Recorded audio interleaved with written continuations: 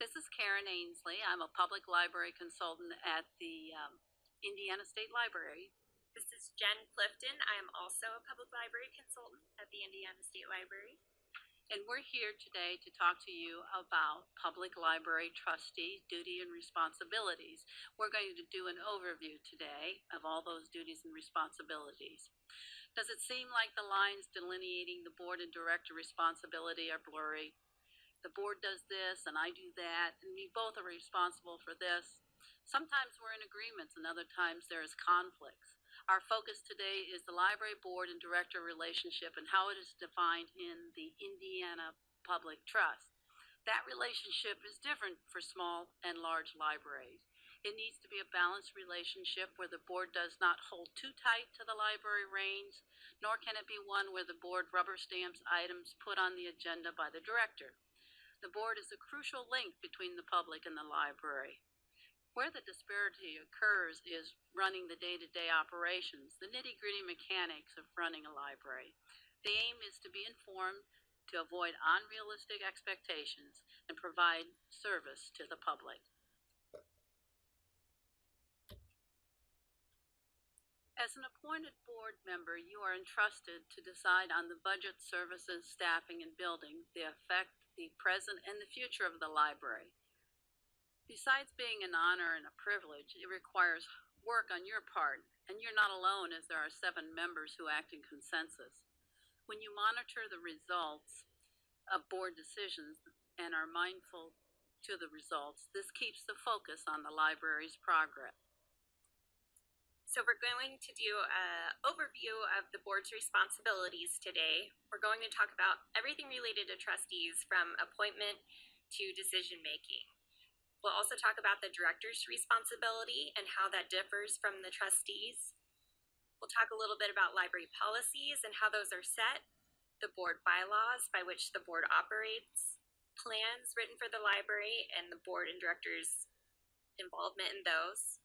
We'll talk about how board and staff relationships should work, how the library is funded, how to manage liability, ethical considerations, and then finally we'll leave you with some resources for further information. So when it comes time to find a new board member, let's talk a little bit about the appointment process. When you approach your appointing authority, you'll ask for someone who's a great library advocate. They'll need to be able to commit time and energy to the responsibility of serving on your board. It's good to have a board that represents the diversity of your community. They should have a general knowledge of library services. It's also great if they have some basic financial knowledge. Good communication skills are a definite plus, and since the board acts as one, they need to be a team player. We get a lot of questions at the state library about board appointments and their terms. It is a 4-year term and you can serve up to 4 consecutive terms. And the terms are staggered, and that's how they get started out and that's how they should be maintained. And we have in the Indiana Code those specific parts that govern partial terms when a board appointee leaves in the middle of a term. And there is a residency requirement that you do need to live in the appointing area. And the appointing authorities are various bodies depending on the basis of your library. There are usually 3 school board members, and then the other 4 members are from governing agencies in the city, town, or county. You need to take time to learn about the library. So let's start at the beginning when you may know very little about the library's inner working. There are resources to educate you about the library's activity. Begin by reading the long-range plan, know the library's mission, and know the history of the library and the community. Who are your users and who are not your user, and how is the library financed? Finally, know your library board team. Who are the appointing authorities? And what are their motivations to serve, and make a team effort to serve. This is what you need to consider as your job description. The library board represents the needs of the general population through policy development and long-range planning. We've listed here the 5 major tasks, which we are going to go into on the next slides.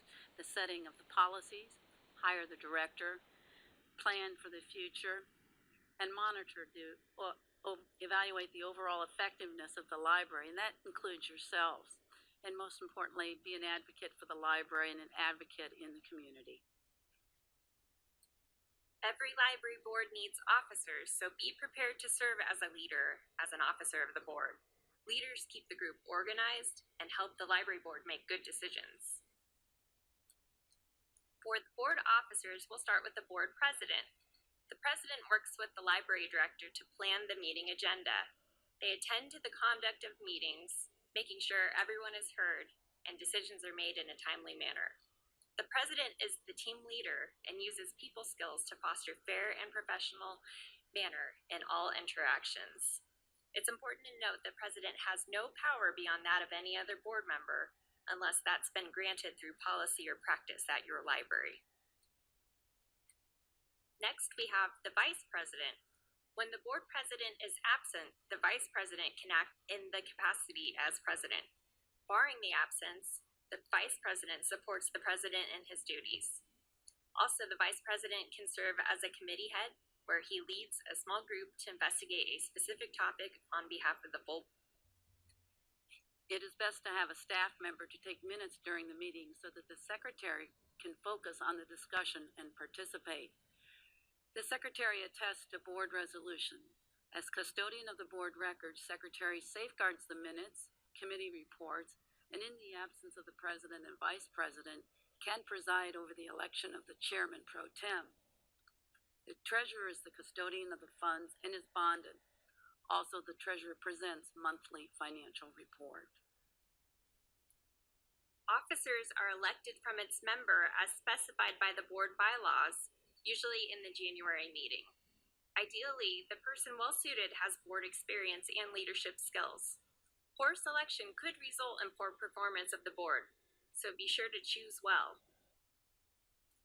Every board member is responsible for good board meetings. Be familiar with the agenda in advance and be prepared for the meeting. Board meetings need to begin and end on time and not be too long. All members are encouraged to participate.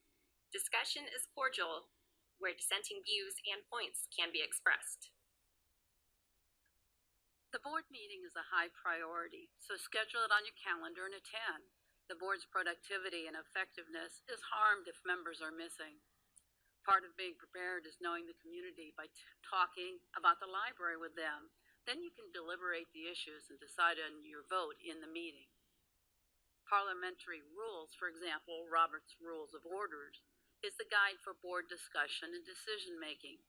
A vote by voice is the regular method of voting on any motion where a majority vote or a consensus is required for its adoption.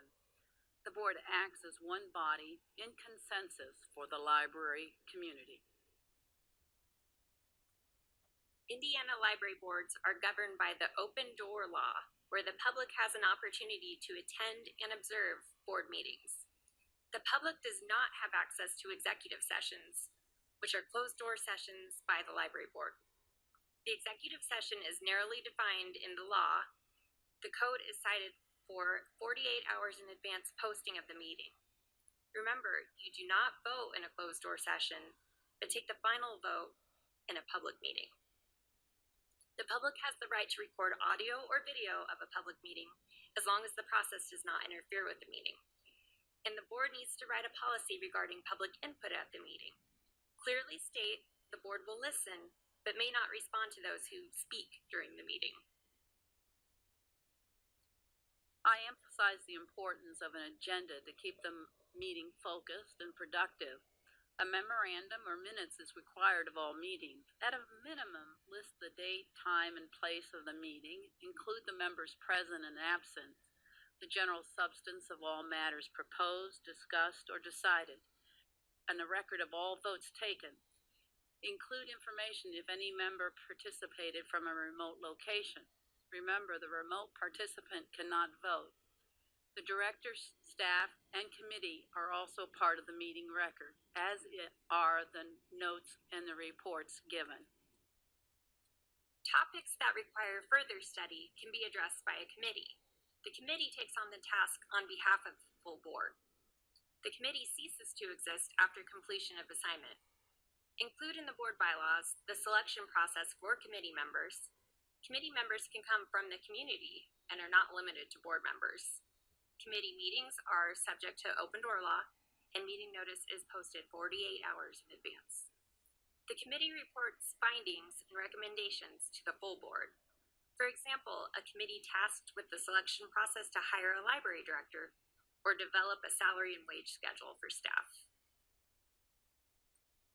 To summarize, committees are good at handling issues that extend beyond the confines of a board meeting. The group is smaller, with representation from staff and the community. The committee does not have the power or authority to decide upon the issue. The committee presents a report to the full board, where final action or decision is made. There are various types of committees. Your board may have a standing or permanent committees as described in the bylaws.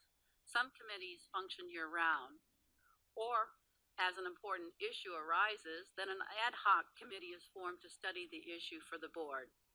There may be a standing committee, such as the one in charge of wage and salary schedule. An example of a committee of the whole is the finance board that meets in January. And an executive committee is also another example of the whole board. The committees are the place where extensive discussion can take place, followed by a report. In essence, the committees are meant to save the board time during the formal meeting where information is available in the report. Committees are accountable to the full board and should regularly provide reports to the whole board. Decision making. The library board is appointed to do the business of the library, to decide finance and policy that governs the library's services, such as staff, building, technology, and resources and collection.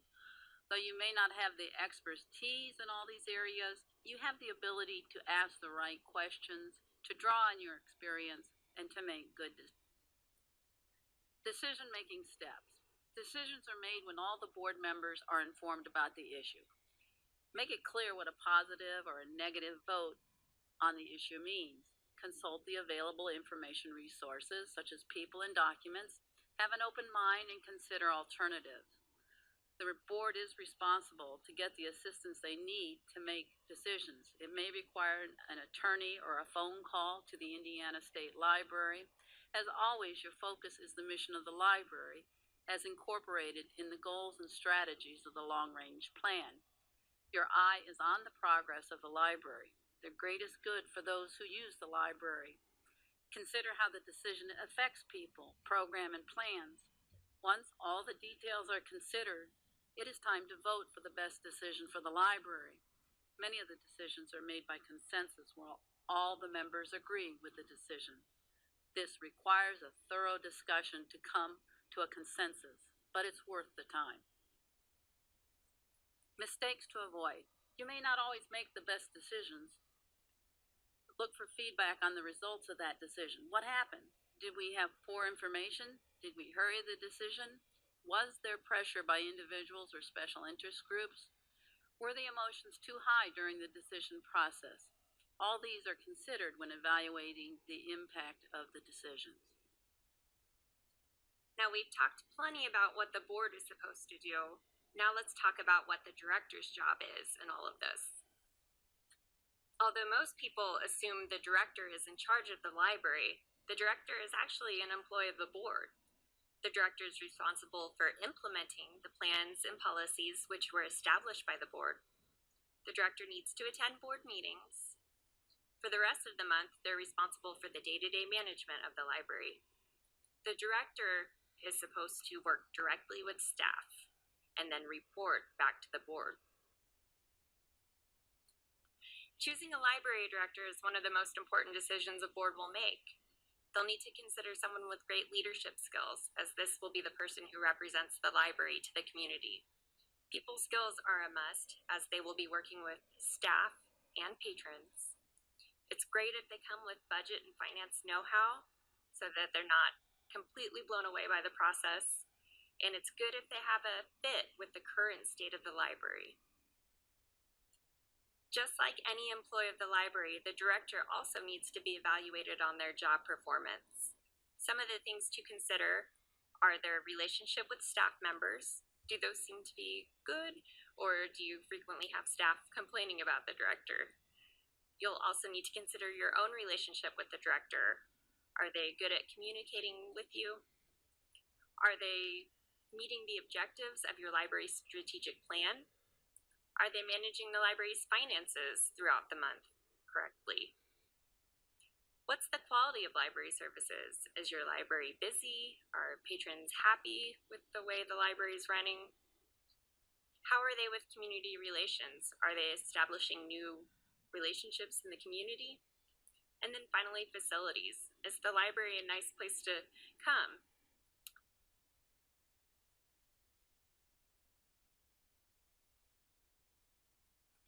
When done correctly, a good set of board policies should inform everyone of the board's intent, goals, and aspiration. Policies help prevent confusion and promote consistency in the way issues are handled at the library. A good set of policies can also eliminate the need for crisis policymaking, as this is something that the library has already considered. Policies help reduce criticism of the library, which in turn improves public relations. Policies help clarify roles for the library staff and give the director a clear direction for how they should manage the library. Developing policy requires discussion. The board is responsible for policy development. Often a draft is written by the director and staff or a committee for approval by the board. To implement the policy, the library director and staff have written procedures.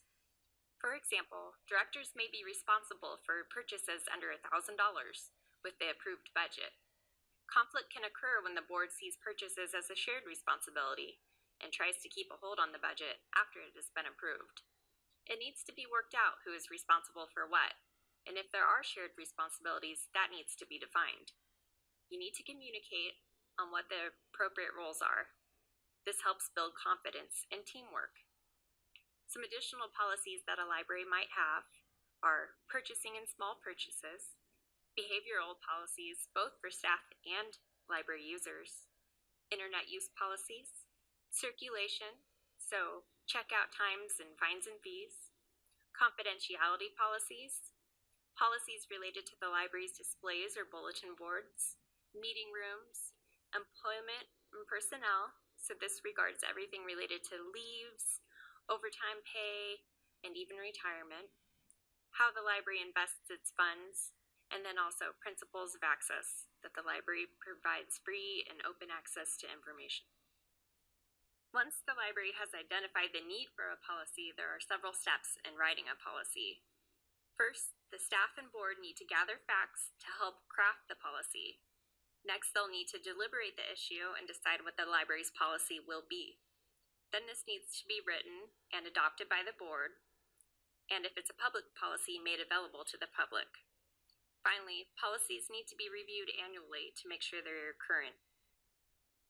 So we've talked a lot about policies and we've mentioned bylaws. Let's talk about the difference between bylaws and policies. Bylaws are not policies. They're more of an overarching, more permanent set of guidelines by which the board operates. They're not as easy to amend as a policy is. Policies are not laws and are a little easier to amend. A policy could be amended at any regular board meeting.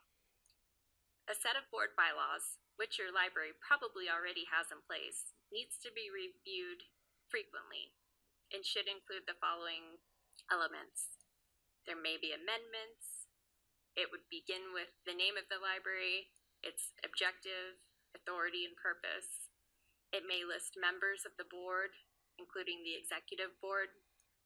Conflicts of interest and nepotism policies should be included.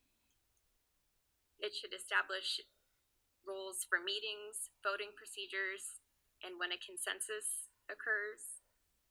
It should talk about parliamentary authority and include a procedure for amendments to the bylaws.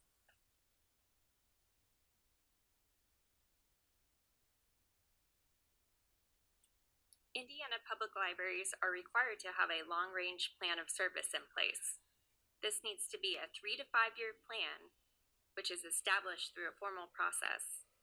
The plan should include goals and a timeline for achieving those goals, measurable objectives, and needs to be revisited annually for progress.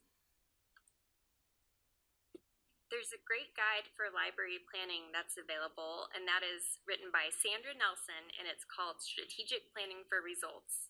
It outlines the process for writing a library strategic plan. It starts with planning the plan, so recognizing that you need a plan and deciding what needs to be included in it, identifying service priorities, and these are the things your library will focus on over the next 3 to 5 years. Next, you'll set the stage by involving staff and community in the process. You'll need to describe the future, what you want to happen as a result of the plan. Finally, once the plan is written, you'll need to communicate the plan, share with the public what the library is planning for them. And then finally, the rest of the story. And that's how the library measures the impact or result. Well, we've talked about the plans and the strategic plan. Now we'll talk about the board-staff relationship. The board-staff relationship is very important to understand because a poor understanding will cause much confusion and chaos. The chain of command is to remember that only one employee reports to the board, and that is the director. And the director is involved in solving the problem at the lowest level, if possible. The director supervises and is responsible for all staff. If there are grievances, it's important to have a grievance policy and how to handle that situation. Funding the library. It takes a lot of money to run a library. Community access is free, but the tax-paying community supports the library.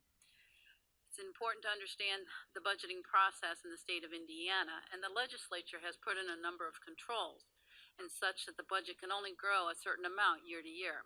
Perhaps you've heard of the average growth quotient and the maximum levy. So the library budget can only be created within that structure. It requires the library to know where the money comes from and how much revenue you can expect in order to budget. It is all important to monitor the budget month to month, year to year, in order to maintain financial stability. To begin, Indiana public libraries are funded primarily by property taxes at the local level, and the level of support for the property owner is expressed as a ratio of cents per $100 of taxable property. It is expressed as 4 digits to the right of the decimal. For example, 0.1018. Libraries receive a share of state taxes, financial institution tax, commercial vehicle tax, and then the local taxes. Perhaps you've heard the words Lloyd, Cadgett, and Coit. Those are all local income tax which aims to reduce property tax reliance. If you want to know about the library's share in local income taxes, you can always contact the local auditor for specific numbers. For general information, look to the internet for resources. For local income taxes, I refer you to the Indiana Fiscal Policy Institute paper on Lloyd, or consult DLGF Lloyd Handbook available on the web at www.in.gov/DLGF/7343. In addition to property and miscellaneous taxes, there are the library-generated revenues such as fines and fees and grants. Monitor the rise and fall of these numbers to anticipate the expected funding year to year. And when budgeting, it's always important to estimate the revenues low. The library expends from several funds to support the services, and that's called funds accounting. The funds frequently used by Indiana Public Libraries are the Operating Fund, Library Improvement Reserve Fund, and the Rainy Day Fund. The money appropriated in the budget is available to spend from those funds. The annual budget plan is a plan for 18 months of funding, the last 6 months of the year, and then the following calendar year. Attention to balancing the monthly ledger keeps the focus on the budget, whether the library is on target or running short of funds. Be mindful of cash flow. Should the library run short of funds, there are options for interfund transfers, tax anticipation loans, or completing paperwork for an additional appropriation. The library has the ability to invest money. You would look into the State Board of Accounts manual on the rules regarding investments. But in order to have money to invest, you have to monitor your budget and have a cash balance. It's perhaps important to have an adopted cash balance policy. And then also you have the ability to move money into the rainy day fund and into the library improvement reserve fund. So you want to determine your reserves, and then you would have money at that point to invest if possible. In addition to investing, there are community foundations where you can set aside money that you receive as a gift to have an endowment. And then those community foundations would distribute the money back to the library. This wouldn't require an appropriation, but you would be subject to donor restrictions. We mentioned before that the board is responsible for the library and all that happens in it. The duties of the board members are serious and require your attention. Pay attention to financial reports. Read the memoranda of meetings for accuracy. Make sure you have the correct information to make decisions, and evaluate the director annually on performance. Some recommendations we have for managing liability are to first, pay attention. Make sure you understand what's going on in a meeting. Make sure you're familiar with the library's policies. Understand the law and how it applies to your library. Ask your director about the library's compliance with ADA, FMLA, and other laws that may apply to your library. Always use common sense. If something doesn't seem right, it might not be. Seek legal counsel when appropriate. For example, malfeasance or employment discrimination. Discuss liability risks with counsel and consider talking to an insurance carrier about risk management. Remember, the library and board can only do what is spelled out in the law. Because something's admitted in the law doesn't mean it's okay to do. Libraries in Indiana do not have what is called home rule. Make sure that you are in compliance with the law. The library director is your resource on compliance with the law. Most professionals are held to a code of ethics or standard of practice. A library board is held to a standard of practice or ethics too. Some of those board ethics are: you are a public servant, the board should act as one, the board should not interfere with the director, and conflicts of interest should be disclosed. These are a basic set of standards to guide the library board conduct. Also, there are available documents from the library profession to inform board ethics. Consider whether to adopt the Code of Ethics of the American Library Association. The statements in the code provide a general framework with respect for the privacy and confidentiality of users' information. Adhere to the ethic of free and open access to library resources. Also, the Library Bill of Rights reinforces the idea of libraries as a forum of information and ideas. The library board governance maintains this freedom in its decisions and policies that guide the services to the community. So we've given you a basic overview of library board responsibilities, but there are many other resources for boards available to you beyond these presentations. The Indiana State Library has several resources for you. In addition to the public library consultants, we have regional coordinators assigned to every library. We provide a number of publications, legal and public library related, and we also maintain library listservs that allow communication between libraries and trustees. The Indiana Library Federation additionally has a division for trustees, the Indiana Library Trustee Association. They also maintain a Friends of Indiana Libraries group. The National American Library Association has their own division for trustees called United for Libraries. You are welcome to call or email the Library Development Office at any time.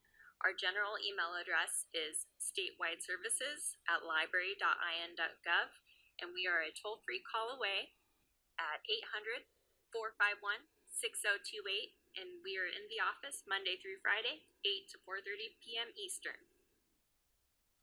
And as a postscript, I want to remind you that the new proposed standards are going into effect in 2017, and you can go to our website listed here, www.in.gov/library/5412.htm, to see what's in that rulemaking document or how the library standards have changed and will go into effect in 2007.